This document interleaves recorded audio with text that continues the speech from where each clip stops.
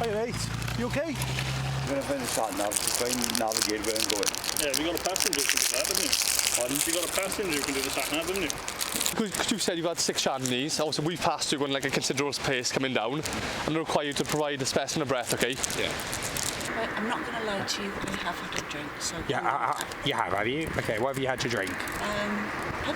What have you had to drink? Some wine. Some wine, is it? How many glasses? I'm not too sure. A few? Yeah. Yeah, okay. You been drinking? So you've had a drink tonight, have you? Yeah. Yeah, alright mate. Just blow a long continuous breath until I say stop. Do you understand? Yeah, blow into it, is it? Yeah. Yeah, close your mouth, firm C on blow. Keep going, keep going, keep going. Keep going, keep going, keep... So the legal limit is 35, okay? You've blown 83. Blown 69. Okay, so it's a fail. You've blown 89.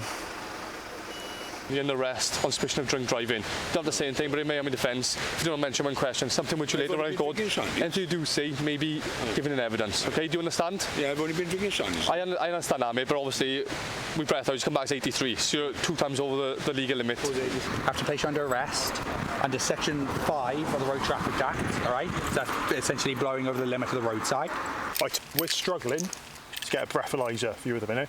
However, you've already told me that you've had a drink tonight. Yeah. Okay. In my professional opinion, Yep. I would describe you as intoxicated. I found you behind the wheel of a vehicle, which appears to have come off the road. Okay. Yeah. So for that reasons, you need to be arrested. Okay.